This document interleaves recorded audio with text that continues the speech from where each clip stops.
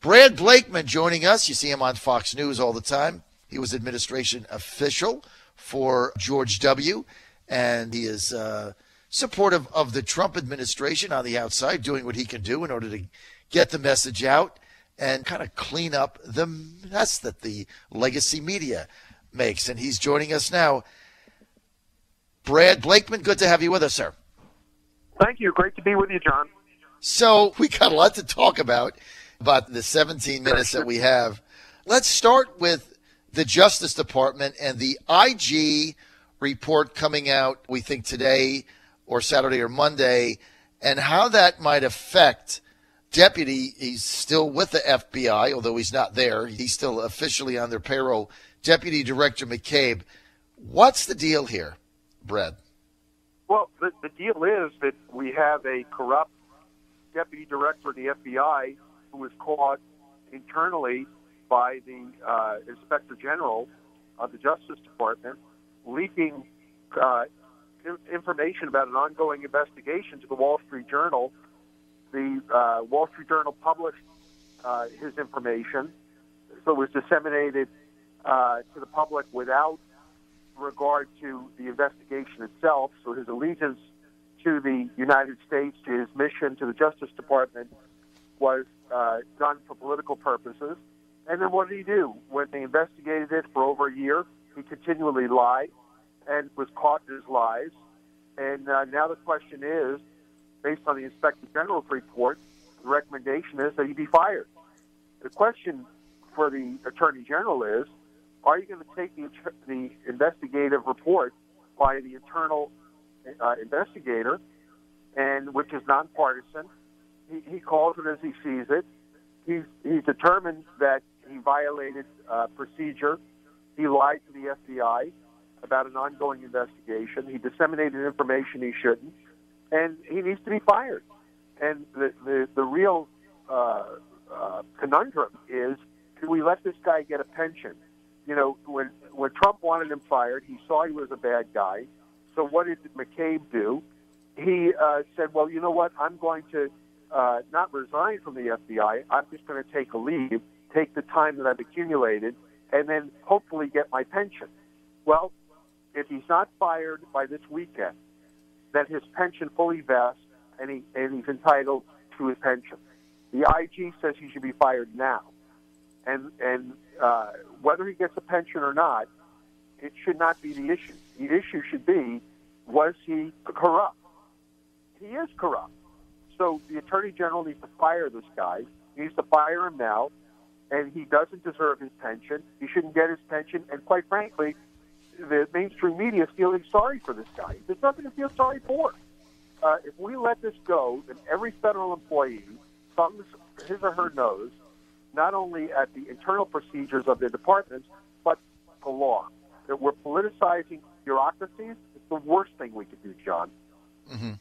Well, I mean, I have to tell you, I do agree with you 100%. The mainstream legacy media somehow defending them. I mean, my question is, if you're the deputy director of the Federal Bureau of Investigation and you're lying and you lie to your own investigators doing an investigation of which you are ostensibly in charge of, and you're lying to them, I mean, how do you stay in the job? How do you have any credibility? How do you lead by example? How do you do anything? I mean, if that was done in a regular company, you'd get fired immediately and they would call in security and you wouldn't be able to pack up your boxes, right?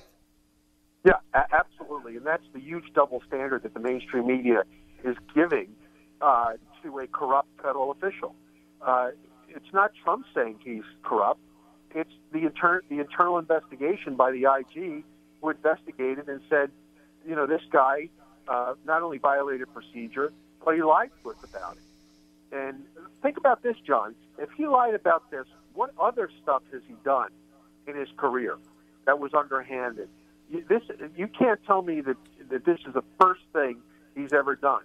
And we know his wife is very political because she ran for office here in Virginia. And who bankrolled her? Terry McAuliffe, who's as close to the Clintons as you get. So, I mean, this is from top to bottom. The Attorney General needs to fire McCabe with prejudice. He's got to lay out the case. And if he doesn't do it, then, I think the president very seriously needs to think about whether Jefferson Beauregard Sessions III is the right guy to stay as Attorney General. Well, listen, you got a number of things here. I've heard different things. I've heard today, I've heard Monday. When do you think, Brad Blakeman, that the IG report will actually be released? Well, hopefully it'll be released prior to the decision made by the Attorney General, because the public and the media has to understand this is not a political decision by the Trump administration. Right. This is an internal decision by the Department of Justice.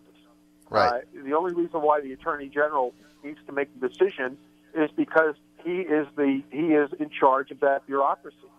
He needs to make the decision because it's a recommendation by the IG. The IG is not firing McCabe.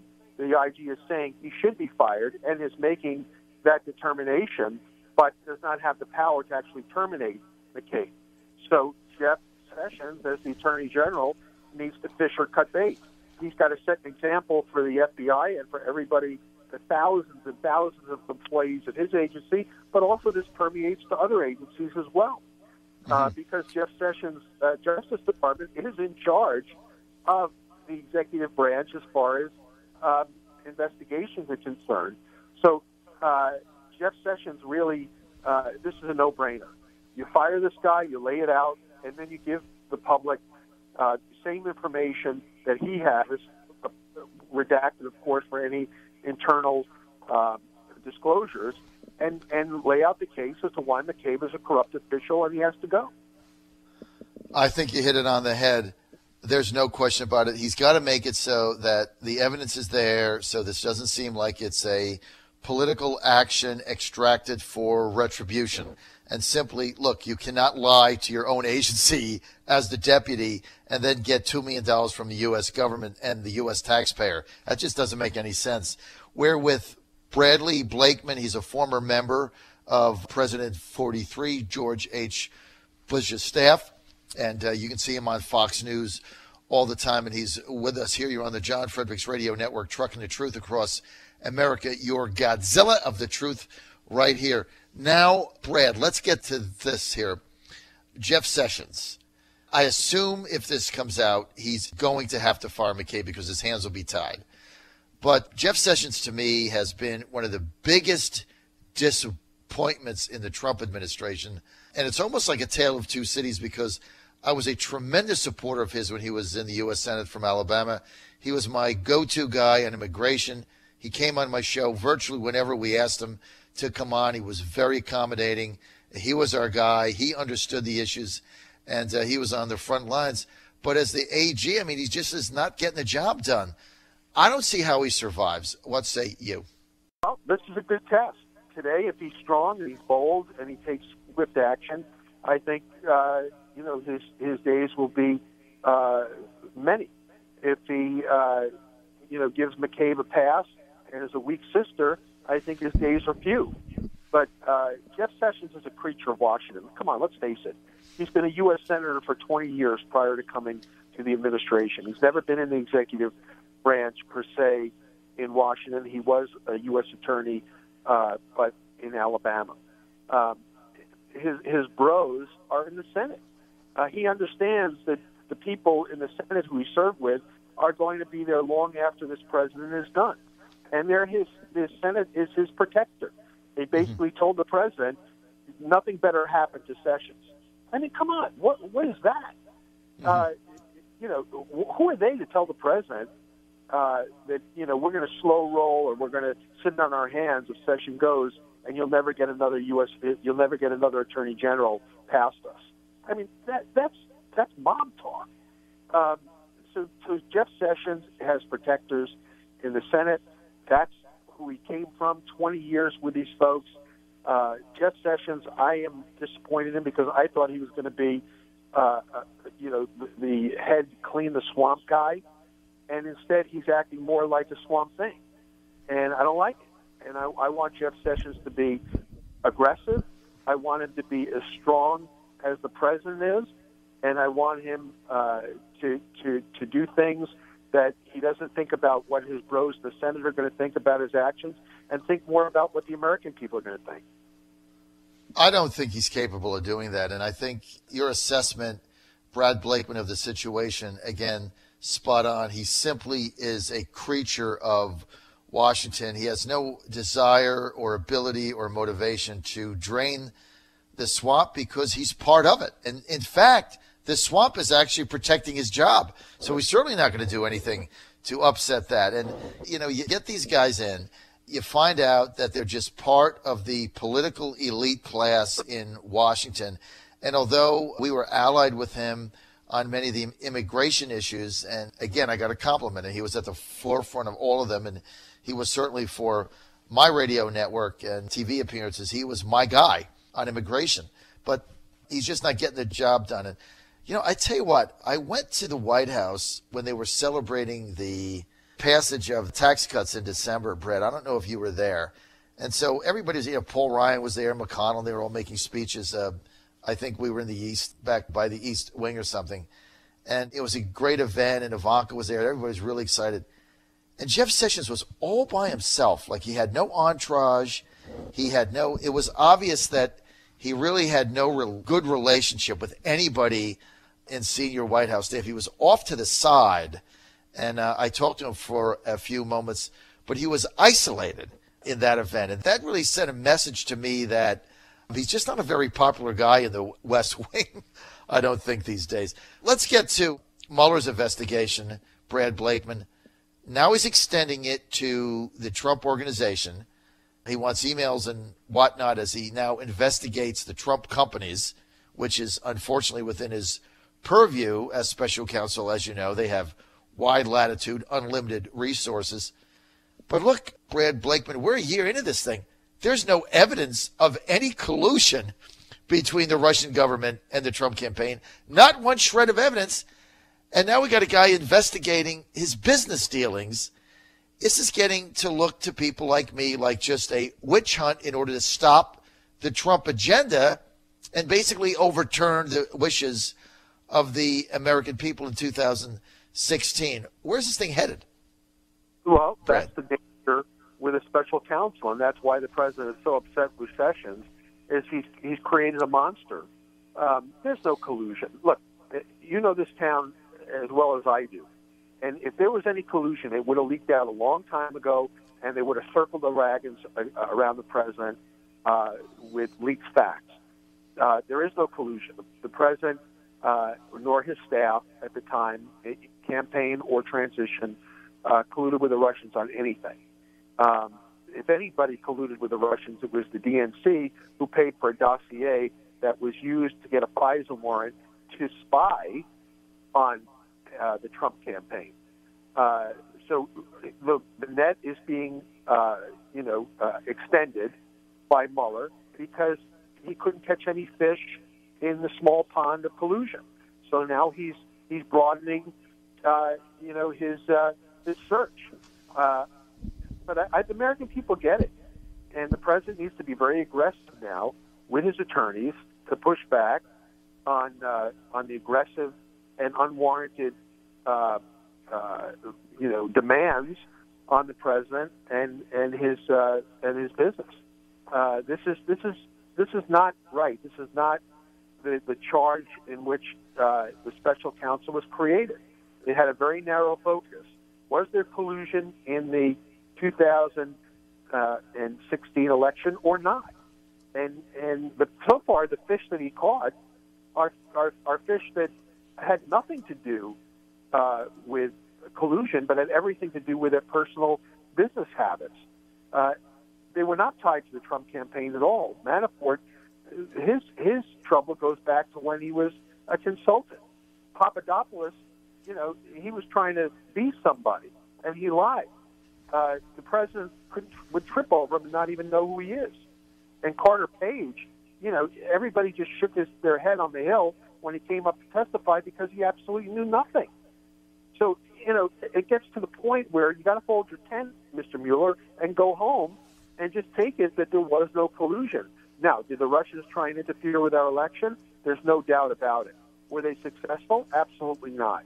And now the president is getting aggressive with Russia based on facts, and he's slamming them with sanctions. He's pretty much alienated Putin globally. He's never taken the kind of meetings that Putin would have expected bilaterally. So, I mean, what more can the president do to show that Russia is in the doghouse? There's no question about that. And that he doesn't have a relationship with Russia. So, Brad, all spot on. So what do you do now? This investigation is not going to end. I'm convinced that Mueller's objective is to curtail the agenda of President Trump. And when that becomes your motivating factor, this thing is never going to end. Does the president fire Mueller? Does he fire Sessions? What does he do? I mean, if you're advising the president right now and they're now investigating your company, which means they're going to investigate Ivanka's company, Jared's company. They're going to investigate Don Jr. They're going to investigate Eric. They're going to investigate Tiffany. They're going to get to Barron, Melania, Laura. If you've got Trump in your name, they're going to be investigating you. If you're the president now or you're giving him advice, what do you say? Well, I am a lawyer, and I know what I don't know. And I can't give the president advice unless I had the same advice as lawyers do as to where I think this thing is going and the demands of the subpoena. But I will tell you this: if it's the worst case scenario where it is a total witch hunt fishing expedition, then of course I think the president needs to consider firing the special counsel, and of course Jeff Sessions would have to be fired as well. It would have to be a total house cleaning. But on the other hand, if I'm the attorney and I think that I can get the president past this by obliging the subpoena, then I would say, Mr. President, let's ride this out. Let's give them what they want, and hopefully he'll close his tent and go home. So you really I can't give the president advice not knowing what's in the subpoena and where I think this is going by conversations with investigators. But I will tell you this: the American people are sick of it. And John, through your reach in the media and through conservative media, we have to inform the public and keep them informed as to the overreach by Mueller. And the people are starting to see that there is no there, and they don't want taxpayer money. Here's what I want to see happen. If you want to ramp this up, I want the House and the Senate to pull Mueller on the carpet and start justifying the money he spent to date. He's spending millions and millions and millions of dollars. That he should account for today. And I want to know where the money's going, how much is being spent, how long did he sign the lease for his office space. That'll tell you a lot as to how he thinks and how long this investigation's going. But we have to start making Mueller accountable to the American people, and the way to do it is through the money that's being spent. I've only got a half a minute. What about Rod Rosenstein? That guy needs to go. Once McCabe is gone, Rosenstein's got to go, and then it's a question of what Sessions does with regard to McCabe. But this is the showdown at the OK Corral. It's happening today, and if Sessions isn't prepared to draw his gun, then he needs to go. All right, that's going to be it. We're out of time. I want to thank Brad Blakeman for being with us today, former official in the George W. Bush White House. Hey, Brad, great insight, man. We'll have you back. Thanks for being with us. Thank you so much. Pleasure, guys. Bye-bye.